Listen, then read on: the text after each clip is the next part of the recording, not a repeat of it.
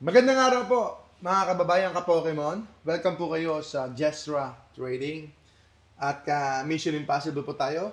Kailangan niyo po kaming subaybayan at mag-subscribe po kayo sa ating channel para lumaki po itong community natin. Kailangan namin po ang inyong tulong, ang inyong suporta, mga ka-Pokemon. At yan po ang kailangan natin dito sa ating community, na naniniwala po ako na meron pa hong potential po ang Pokemon hobby dito po sa Pilipinas, na kung saan ay hindi pa ho laganap na laganap. Alam ko po ay kokonti pa lang po tayo at siguro through advocacy sa pamamagitan po ng inyong munting lingkod at ninyo mga kaibigan, mga ka-Pokemon, na mga mahihilig po sa Pokemon, mahilig po sa TCG, sa mga card game,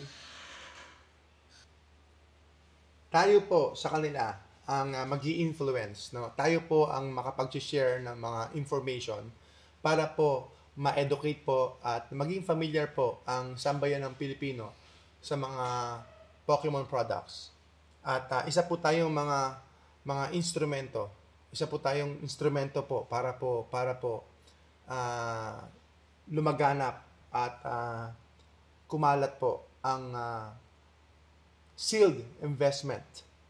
At isa po itong, yung sabi ko nga po, vehikulo, isa po itong instrumento para po mag-grow po tayo financially in a way, baka sakaling isa po itong avenue, isa po itong path para makapag-invest po tayo at magkaroon po tayo ng extra income sa pamamagitan po ng investing. We are not spreading hate. We are spreading love. Love and passion for these products. Na ma-appreciate po natin ang art, ma-appreciate po natin yung collectability, ma-appreciate po natin yung rarity, ma-appreciate po natin yung Pokemon franchise na ito na ginawa po ng kumpanya na isang intellectual property na kung saan sila naman po talaga ang mayroong pakinabang. Sila ang foundation ng lahat ng economic profitability. Sila po ang talagang kikita at sila po talaga nagpuhunan po sa products na ito o sa mga characters na ito na kinikilala na po sa buong mundo. Tayo lang po ay maliit na aspeto ng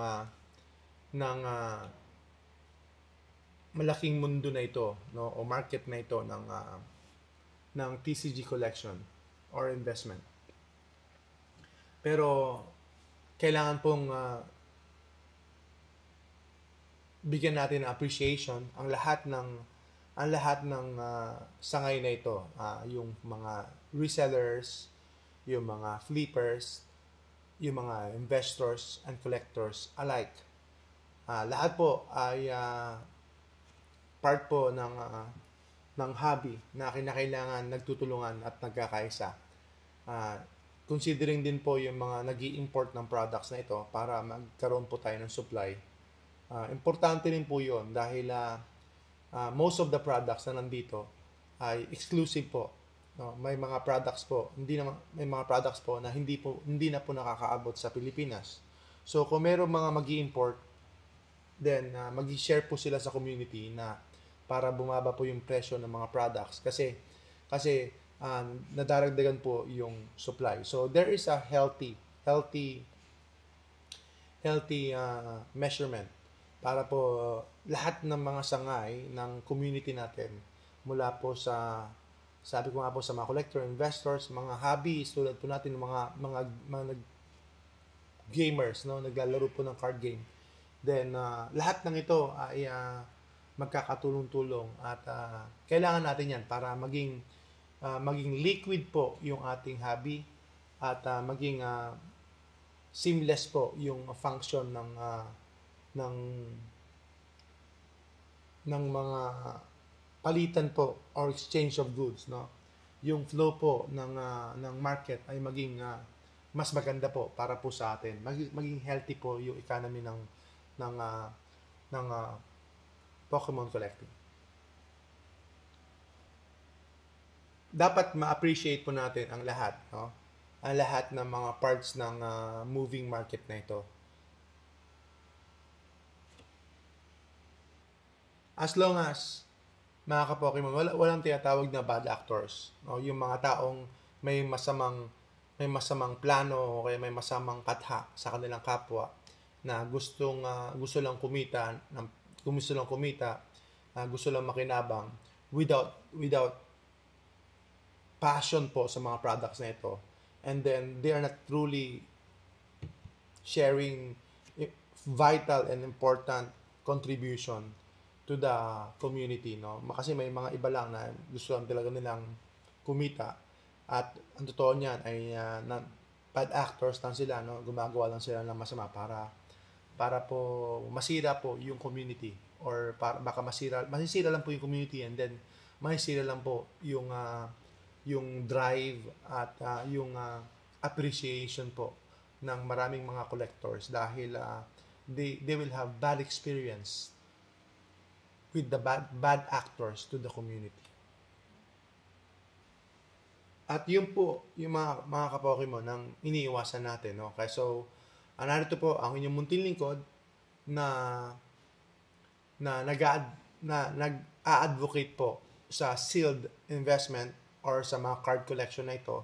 So whatever path you may choose, ano man ang pipiliin ninyo, ano man ang gusto ninyo dito po sa Pokemon products na ito, it's your choice, it's your option, as long as masaya po kayo at hindi po tayo nakakabangga at nakaka-apekto po nagbibigay po ng masamang imahe ng mga products na ito.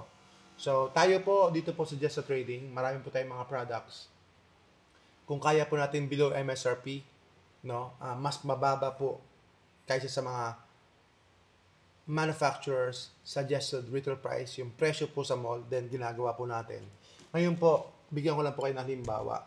Ito po, kung di ako nagkakamali, ay nasa 3,500 po ito sa mall, or 3,599, hindi ko po sure. Pero ang benta lang po natin dito, yung promo natin, ay 2,800. So, ganyan po ang presyo natin dito sa Just Sa Trading. Ganyan po, mura lang po tayo. Mura lang po tayo sa mga products na available po sa mall, na hindi pa ganun ka-rare. Pero kapag naging rare na po yung product at mahirap na pong i-import, no, mahirap na pong dalhin sa Pilipinas, tulad po ng CN Sky, napakalaking box po nito, but they are in mint condition. Ang laki po ng box na ito. Mahirap na pong dalhin sa Pilipinas. So meron na po siyang premium, no, meron na po siyang patong na presyo dahil meron na po siyang pamasahe. And they are not readily available sa Pilipinas. So far, sa experience ko po, they are not readily available sa mall. So, may patong na po siya. At ang totoo niya, nabenta ko lang po siya ng mura nung una, no? Pre-order po natin ito ay nasa 5,000 pesos lang po. Pero this comes with 14 packs of Crown Zenith and some promos included. Ito rin po, iisa na lang din po ito, kasi napakalaki po niyang i-ship. So, very risky po siya kasi baka masira, baka mabuksan, baka ma-damage po habang nagbabiyahe. So,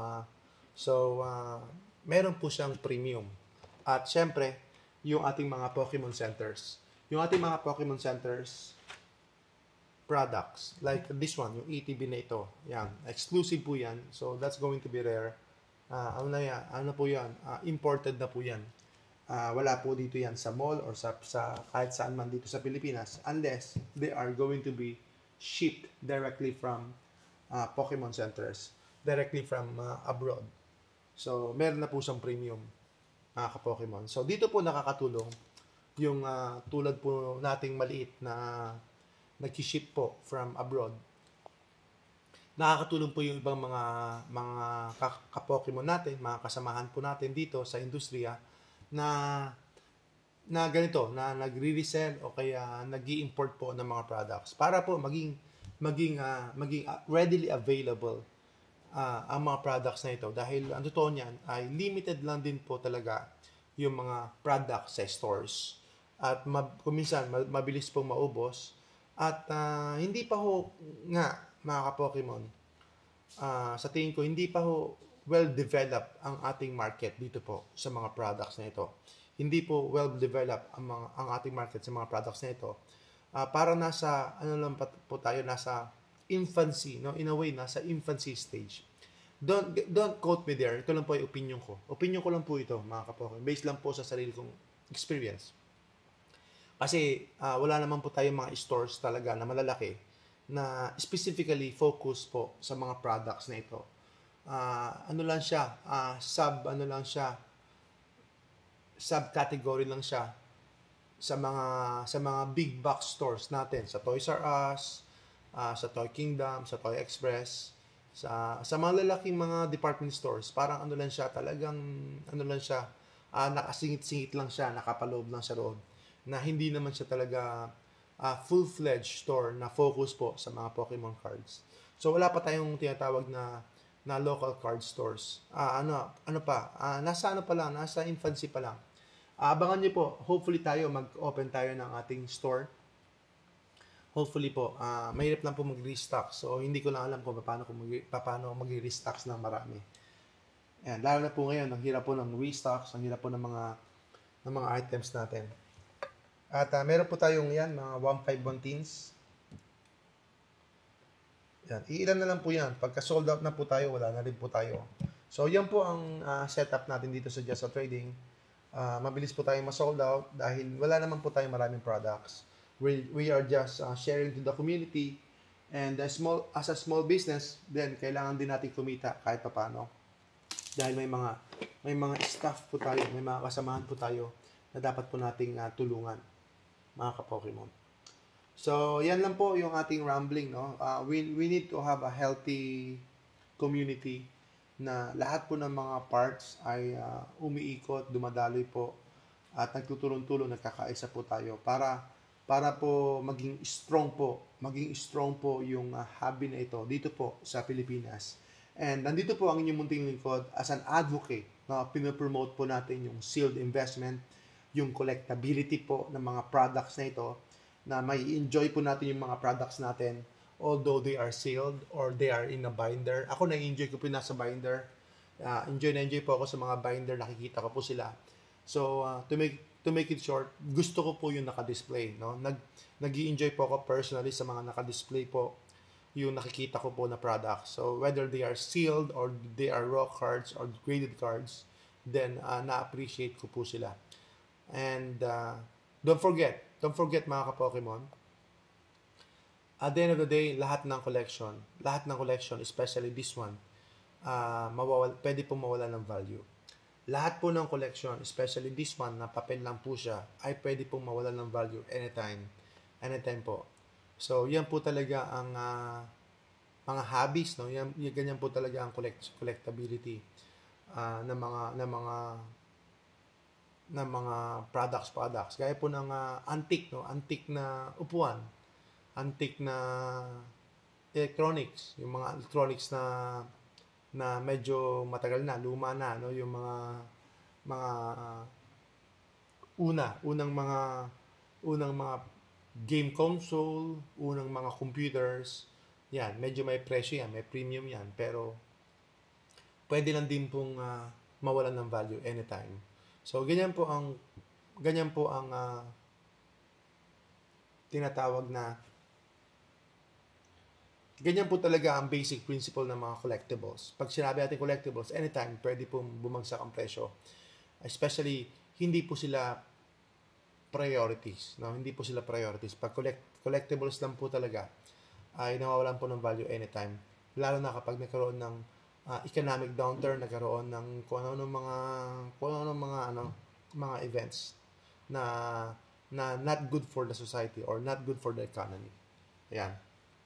So, babagsak po yung collectability or yung mga collectibles. Hindi po magiging mahalaga. Hindi po magiging priority po. At ito po ay papel lang. Ang tawag ko nga po rito, not just a shiny cardboard, but a colored cardboard.